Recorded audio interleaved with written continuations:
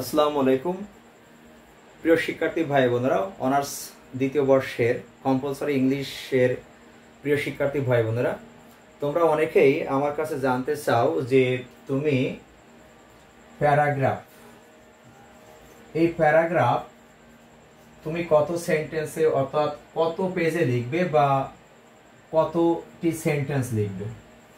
আবার তোমাদের যে এসে থাকে, এই এসেতে তুমি কত সেন্টেন্স বা কত পেজ লিখবে।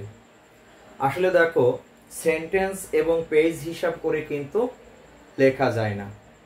কেউ ছোট করে লেখো, কেউ বড় করে লেখো, কেউ স্পেস বেশি দিয়ে লেখো। সেক্ষেত্রে তুমি প্যারাগ্রাফ লিখতে গেলে তুমি কমপক্ষে 130 থেকে 150 ওয়ার্ডের মধ্যে লিখবে। যেহেতু তোমাদের এটা 8 মার্ক, তাই 130 থেকে 150 ওয়ার্ডের মধ্যে তোমাকে প্যারাগ্রাফ লিখতে হবে। তাই তোমার 2 পেজ হোক, 3 পেজ হোক, 1 পেজ হোক। আর তুমি যদি এসে লেখো, তাহলে এসেতে তোমাদের নাম্বার কিন্তু 15 অর্থাৎ 15। সেক্ষেত্রে তুমি কত ওয়ার্ডে লিখবে?